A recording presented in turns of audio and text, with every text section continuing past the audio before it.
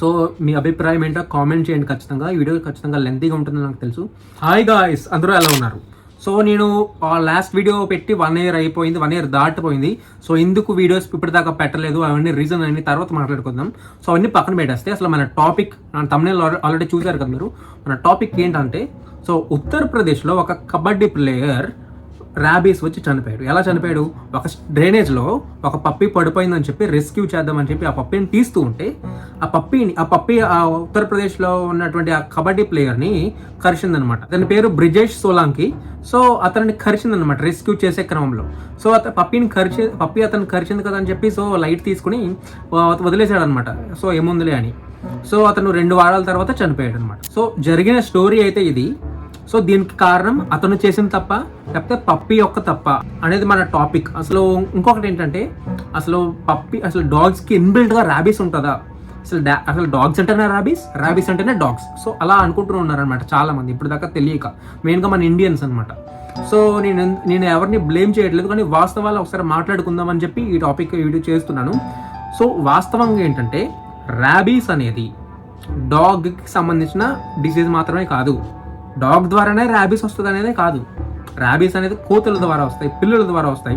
అలాగే బ్యాట్స్ ఉంటాయి చూడండి, బ్యాట్స్ ఏవైతే ఉంటాయో బ్యాట్స్ని గబ్బిలాలు అంటారు.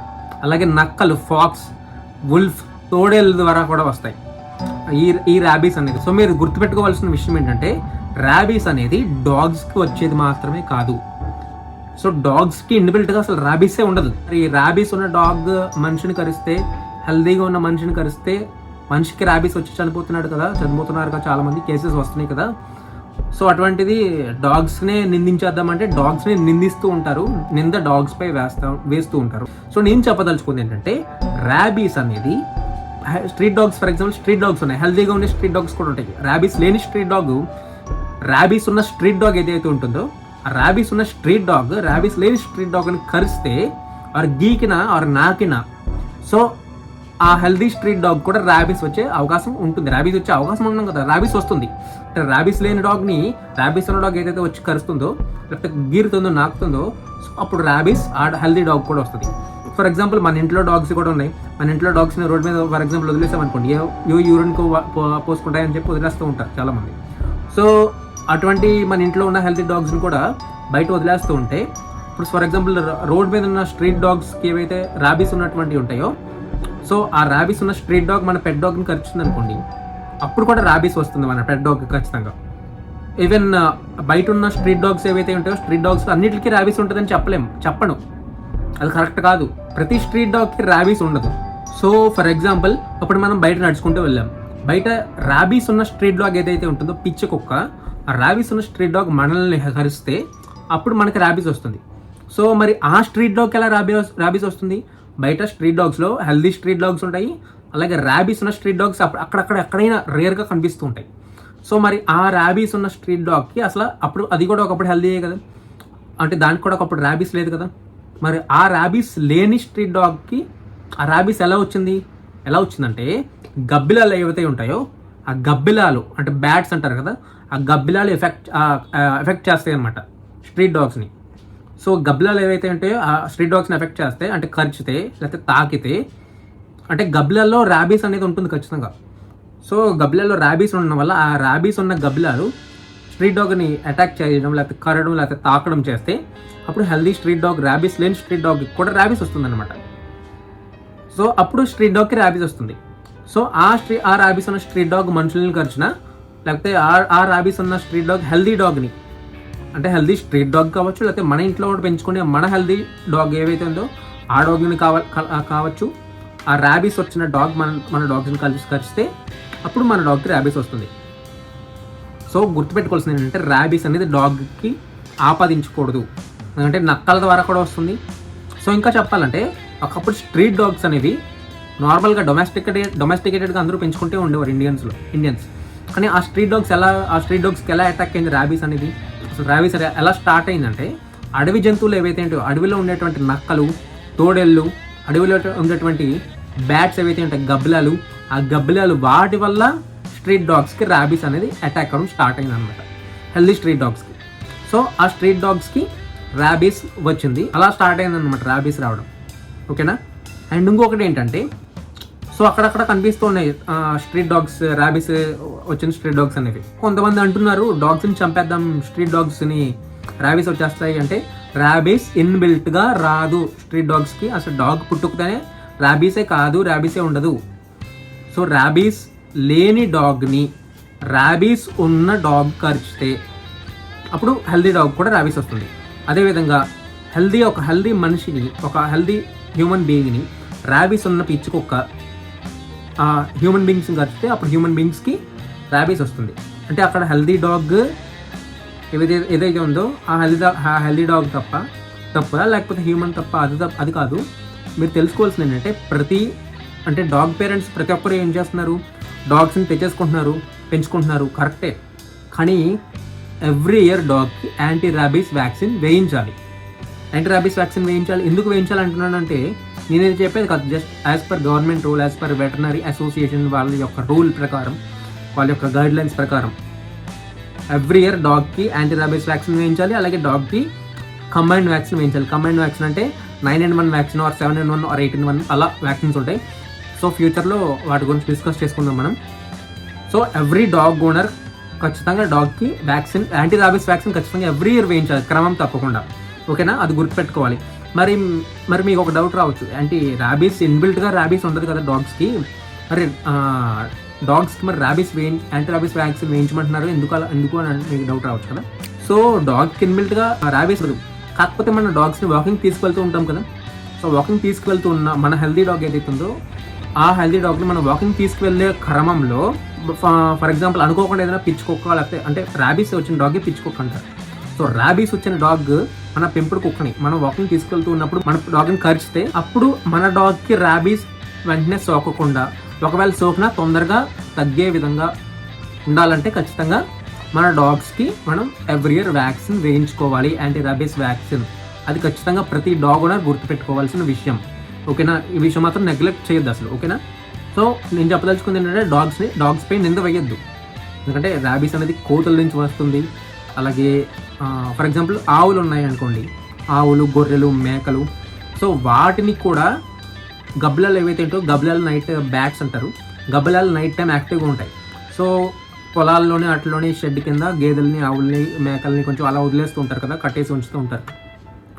సో అలా ఉన్న క్యాటిల్ ఏవైతే ఉంటాయో, గేదెలు, ఆవులు, వాటిని కూడా గబ్బిలాలు అటాక్ చేసినా తాకినా ఆవులకి, గేదెలకు కూడా ర్యాబీస్ అనేది ఖచ్చితంగా సోకుతుంది రేర్గా. సో అది గుర్తుపెట్టుకోవాలి. అప్పుడు ఆవులకి, గేదెలకు కూడా ర్యాబీస్ వస్తుంది. సో ఆవులకి, గేదెలకి ర్యాబీస్ వచ్చినప్పుడు అవి మనుషులపై అటాక్ ఒకవేళ చేస్తే, ఫర్ ఎగ్జాంపుల్ నాకినా వాటి నుంచి కూడా, ఆవుల, గేదెల నుంచి కూడా మనకి ర్యాబీస్ అనేది వస్తుంది. సో ఇక్కడ నింద వేయవలసింది మనం ఆవులను, గేదెలను, కుక్కల మీద కాదు.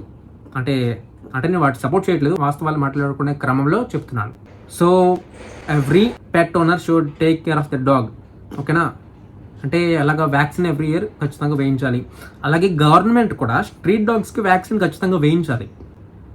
సో వేరే కంట్రీస్లో చూసుకుంటే స్ట్రీట్ డాగ్స్ తక్కువ క్యారియర్స్. స్ట్రీట్ డాగ్స్ వల్లే ఇండియన్స్లోకి కొంతమంది ర్యాబీస్ రావడం one of the primary reasons. కానీ అదర్ కంట్రీస్లో చూసుకుంటే, లైక్ కెనడా, సో ఎటువంటి కంట్రీస్లో చూసుకుంటే గబ్బిలాలు, నక్కలు, వాటి వల్ల ఎక్కువ ర్యాబీస్ వస్తాయి. సో ఇక్కడ తప్పెవరిది, గబ్బిలాలది, వాటిది అవి కాదు. మనం స్ట్రీట్ డాగ్స్కి వ్యాక్సిన్స్ వేయించాలి.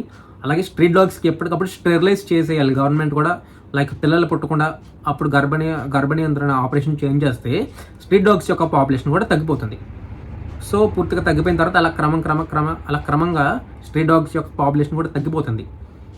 సో అప్పుడు పూర్తిగా ర్యాబీస్ పోతుందా అంటే, సో అప్పుడు గబ్బిలాలు కూడా అటాక్ ఒకవేళ చేసినాయి అనుకోండి, మనల్ని తాకిన ఆ గబ్బిలాల నుంచి కూడా మనకి ర్యాబీస్ అనేది ఖచ్చితంగా వస్తుంది. ఎందుకంటే గబ్బిలాలే ప్రైమరీ క్యారియర్స్ యాక్చువల్గా. ఆల్రెడీ మనం ముందే చెప్పుకున్నాం కదా, ఒకప్పుడు స్ట్రీట్ డాగ్స్ అసలు ర్యాబీసే ఉండదు కాదు. 1000-1500 ఇయర్స్ బ్యాక్ చూసుకుంటే అవి అడవి జంతువుల నుంచి, లైక్ గబ్బిలాలు, నక్కలు, తోడేళ్ళు, సో వాటి నుంచి ర్యాకోన్స్, వాటి నుంచి ర్యాబీస్ అనేది మన స్ట్రీట్ డాగ్స్కి అటాక్ అయింది. సో ఆ street dog, normal healthy street dog పిచ్చుకోకగా మారి, అంటే పిచ్చుకోకంటే ర్యాబీస్ వచ్చిన డాగ్గా మారి, ఆ ర్యాబీస్ వచ్చిన డాగ్ మనుషులు కరవడం వల్ల మనుషులకి ర్యాబీస్ వచ్చి, అలాగే ఆ పిచ్చుకోక ఏదైతే ఉందో హెల్తీ డాగ్స్ని కరవడం వల్ల ఆ హెల్తీ డాగ్స్ కూడా ర్యాబీస్ వచ్చి, ఒకవేళ హెల్తీ డాగ్స్ మనల్ని కరిచినా, మన పెంపుడు కుక్కలకి ఒకవేళ ర్యాబీస్ వచ్చినా, సో అవి మనల్ని కరిచితే మనకు కూడా ర్యాబీస్ వస్తాయి. సో మనిషికి ర్యాబీస్ వస్తాయి కదా. సో మనిషికి ర్యాబీస్ వచ్చిన తర్వాత సో ఆ మనిషికి కొంచెం హైడ్రోఫోబియా ఉంటుంది. లైక్ మీకు ర్యాబీస్ సిమ్టమ్స్ ఎలా ఉంటాయి, ఒక మనిషికి ర్యాబీస్ వస్తే ఎలా బిహేవ్ చేస్తాడు, ర్యాబీస్ రాకుండా ఉండాలంటే ఏం చేయాలి, సో ర్యాబీస్ కుక్క కరిచిన తర్వాత ఎటువంటి జాగ్రత్తలు తీసుకోవాలి, ఏమేమి ఇంజెక్షన్స్ ఎప్పుడెప్పుడు చేయించుకోవాలి, ఫ్యూచర్ వీడియోస్లో మనం డిస్కస్ చేసుకుందాం. అలాగే డాగ్స్కి ర్యాబీస్ రాకుండా ఉండాలంటే యాంటీ ర్యాబీస్ వ్యాక్సిన్ ఎప్పుడెప్పుడు వేయించాలి, అలాగే వ్యాక్సినేషన్ షెడ్యూల్ గురించి డిస్కస్ చేసుకుందాం. ఓకేనా. అండ్ గవర్నమెంట్ కూడా స్ట్రిక్ట్గా గర్భిణీ నియంత్రణ ఆపరేషన్ చేయించాలి, రోడ్ సైడ్ కుక్కలకి, అలాగే యాంటీ ర్యాబీస్ వ్యాక్సిన్ కూడా వేయించాలి. ఓకేనా. అది గవర్నమెంట్ కూడా చేయవలసిన బాధ్యత. అంటే చాలా చేస్తున్నారు, కాదంటలేదు. అంటే డాగ్స్ని బ్లేమ్ చేస్తున్నారు కదా, ర్యాబీస్ వచ్చేస్తుంది అని. మరి ఆర్మీ డాగ్స్, పోలీస్ డాగ్స్ ఏవైతే ఉన్నాయో మరి అవేంటి మరి? అవి మనుషుల్ని ఎవరెవరైతే టెర్రరిస్ట్స్ కానీ సో సమ్ క్రిమినల్స్ని బాంబ్స్ అన్ని డిటెక్ట్ చేసి, లేకపోతే బ్లడ్ డిటెక్ట్ చేసి, అలాగే ఒక దొంగని పట్టుకుని సో ఇటువంటివన్నీ చేస్తూ ఉంటాయి. మరి ఆ డాగ్స్ని ఏమంటారు? ఆ డాగ్స్ కూడా చంపేయాలా? కాదు కదా. డాగ్స్ తప్పు కాదు. డాగ్స్కి వ్యాక్సిన్స్ వేయించాలి, స్ట్రీట్ డాగ్స్కి. అలాగే మన ఇంట్లో పెంచుకున్న కుక్కలకు కూడా యాంటీ ర్యాబీస్ వ్యాక్సిన్ వేయించాలి. సో అలాగే ఒకవేళ బయట స్ట్రీట్ డాగ్ కనుక మనల్ని కరిస్తే వెంటనే మనం తగిన జాగ్రత్తలు తీసుకోవాలి. ఏవి జాగ్రత్తలు తీసుకోవాలో మన ఫ్యూచర్లో డిస్కస్ చేసుకుందాం. అండ్ ఇంకొక విషయం ఏంటంటే, మీ పెంపుడు కుక్కలు ఏవైతే ఉంటాయో, హోమ్ పెట్ డాగ్స్ ఏవైతే ఉంటాయో, వాటిని మీ స్ట్రీట్ డాగ్స్ దగ్గర తీసుకువెళ్ళదు, తగలనివ్వద్దు, తాకనివ్వద్దు. సో అది చేయండి, అది గుర్తుపెట్టుకోండి. ఎందుకంటే వాటికి, ఫర్ ఎగ్జాంపుల్ వాటికి ఏదైనా ఇన్ఫెక్షన్స్ ఆర్ ర్యాబీస్ ఉందనుకోండి, మీకు అటాక్ అయిపోద్ది మీ డాగ్కి. ఈవెన్ మనకు కూడా అటాక్ అయిపోద్ది అవి మనల్ని నాకేనా. ఎందుకంటే ర్యాబీస్ సిమ్టమ్స్ వెంటనే చూపించమండి డాగ్స్కి. అందుకే ఎవ్రీ ఇయర్ ఖచ్చితంగా డాగ్స్కి యాంటీ ర్యాబీస్ వ్యాక్సిన్ వేయించాలి. వేరే డాగ్స్ మన పెంపుడు కుక్కలను కరిచితే వేరే డాగ్స్ నుంచి మన పెంపుడు కుక్కలకి ఇన్ఫెక్షన్స్ రాకుండా, ర్యాబీస్ డిసీజ్ రాకుండా కాపాడుకోవాలంటే మనం ఖచ్చితంగా ఎవ్రీ ఇయర్ డాగ్కి వ్యాక్సిన్ అయితే ఖచ్చితంగా వేయించాలి. అండ్ ఇంకొక విషయం ఏంటంటే, మీకు అందరికీ కోపం రావచ్చు, డాగ్ని డాగ్లా చూడండి, కుక్కని కుక్కలా చూడండి. అంటే కొంచెంమంది మీద ఎక్కించేసుకుంటారు, నాకించుకుంటారు. సో ఇటువంటివన్నీ చేయొద్దు. కాకపోతే వాటితో ఆడుకోండి. ఎందుకంటే ఒక ప్రాణిని మనం ఇంట్లోకి తెచ్చుకొని పెంచుకుంటున్నప్పుడు వాటి తగిన జాగ్రత్తలు, కేర్ అండ్ మెయింటెనెన్స్ తీసుకోవాలి. వాటితో ఆడుకోండి, ఫుడ్ పెట్టండి, స్నానం చేయించండి, ఎక్సెట్రా. నాకు కూడా ఇవన్నీ అప్లై అవుతాయి. అలాగని వాటిని నీచంగా చూడమని నేను చెప్పట్లే. వాటికి చేయవలసిన బాధ్యతలన్నీ నిర్వర్తించండి. అంటే డాగ్స్ యొక్క ఫర్ వల్ల ఆస్మా పేషెంట్స్ కూడా ఆస్మా వచ్చే ఛాన్సెస్ ఉంటాయి, ఇంకా ఎక్కువ పెరిగే ఛాన్సెస్ ఉంటాయి. సో ఇవన్నీ చూసుకోండి. ఇవన్నీ చెప్తుంటే కోపం రావచ్చు, బట్ ఇవన్నీ వాస్తవాలు. నేను అనేది ఏంటంటే, కుక్కల్ని బ్లేమ్ చేయొద్దు, వాటికి యాంటీ ర్యాబీస్ వ్యాక్సిన్ ఖచ్చితంగా వేయండి. అండ్ ఎస్, ఇంకొకటి ఏంటి చెప్పాలంటే, కుక్కని మించిన విశ్వాసం గల జీవి ఈ ప్రపంచంలో ఎక్కడ ఏది లేదు, ఉండదు. అది మాత్రం ఎవరైనా ఒప్పుకోవాల్సిందే. అలాగని చెప్పి వాటిని మీద ఎక్కించుకోవద్దు. ఫర్ ఎగ్జాంపుల్ డాగ్స్కి ఫుడ్ వేయండి, బిస్కెట్స్ వేయండి, ఫర్ ఎగ్జాంపుల్ అన్నీ చూసుకోండి. బట్ మీరు వాటి దగ్గరికంటా వెళ్ళిపోయి, లేకపోతే మీ దగ్గరికంటా వాటిని రాణించేసి అటువంటివన్నీ చేయొద్దు. వాటికి ఒకవేళ మీరు స్ట్రీట్ డాగ్స్ని పెంచుకున్నా వాటికి ఎప్పటికప్పుడు వ్యాక్సిన్స్ వేయించండి. అండ్ స్ట్రీట్ డాగ్స్ని ముట్టుకునే ముందు మీరు ఫుల్ గ్లోవ్స్ అన్ని ఫర్ ఎగ్జాంపుల్ వేసుకొని అప్పుడు మాత్రమే ముట్టుకోండి. ఎందుకంటే ఒకవేళ వాటికి ర్యాబీస్ ఉన్నా కూడా అవి మీ మళ్ళీ ఇంత లేయర్డ్ గ్లోవ్స్ మీరు వేసుకున్నప్పుడు అవి మీకు ప్రొటెక్షన్గా ఉంటాయి. సో అండ్ ఇంకొక విషయం చెప్పాలి, మీ డాగ్స్ని మీరు ముట్టుకున్న వెంటనే ఆ స్ట్రీట్ డాగ్స్ని దగ్గరికి వెళ్ళినా, లేకపోతే మీ డాగ్స్ని మీరు ముట్టుకున్నా మీరు వెంటనే హ్యాండ్స్ వాష్ చేసేసుకోండి. సో ఇవన్నీ చేసుకోండి, ఇవన్నీ పాటించండి. అండ్ నెక్స్ట్ వీడియోతో మళ్ళీ కలుద్దాం. నెక్స్ట్ వీడియోలో మనం ఫ్యూచర్ వీడియోస్లో నెక్స్ట్ డాగ్ గనుక మనిషిని బైట్ చేస్తే ఆ మనిషి ఎటువంటి జాగ్రత్తలన్నీ తీసుకోవాలి, పాటించాలి. అండ్ అలాగే మన డాగ్స్కి ర్యాబీస్ రాకుండా ఉండాలంటే ఏం చేయాలి, ఎటువంటి వ్యాక్సిన్స్ అన్ని వేయించుకోవాలి. సో అనేది నెక్స్ట్ వీడియోలో మనం డిస్కస్ చేసుకుందాం, నెక్స్ట్ ఫ్యూచర్ వీడియోస్లో. అండ్ ఫైనల్గా గుర్తుపెట్టుకోండి, డాగ్స్ని బ్లేమ్ చేయకండి. ఎందుకంటే డాగ్స్ వల్ల మాత్రమే ర్యాబీస్ రాదు. డాగ్స్ అనేవి ప్యూర్ పర్ఫెక్ట్ హెల్తీ. ఎప్పుడు ఎంతవరకు వేరే ర్యాబీస్ ఉన్న డాగ్ మన హెల్తీ డాగ్ని కరవనంత వరకు. సో ఇటువంటివన్నీ చూసుకోండి ఒకసారి. సో అంతే గైస్, నేను ఈ వీడియోలో చెప్పదలుచుకుంది. సో మీ అభిప్రాయం ఏంటో కామెంట్ చేయండి ఖచ్చితంగా. ఈ వీడియో ఖచ్చితంగా లెంతీగా ఉంటుందని నాకు తెలుసు. ఖచ్చితంగా మీ అభిప్రాయాన్ని కామెంట్ చేయండి. అండ్ ఈ వీడియోని ఖచ్చితంగా లైక్ చేయండి. అలాగే డాగ్స్ని ఎవరైతే బ్లేమ్ చేస్తున్నారో, అలాగే ర్యాబీస్ డిసీజ్ గురించి ఎవరికైతే పూర్తిగా తెలీదో వాళ్ళందరికీ షేర్ చేయండి. సో ఫ్యూచర్లో మరిన్ని మంచి వీడియోస్ డిస్కస్ చేసుకుందాం ఖచ్చితంగా. అలాగే మీరు కనుక మన ఛానల్ని మొదటిసారి చూస్తున్నట్లయితే మన డాగ్స్ ఛానల్ తెలుగుని సబ్స్క్రైబ్ చేసుకోండి. ఖచ్చితంగా లైక్ చేయండి, కామెంట్ చేయండి, షేర్ చేయండి. సో అంతే గైస్, ఈ వీడియోలో చెప్పదలుచుకుంది. అందరికీ బాయ్.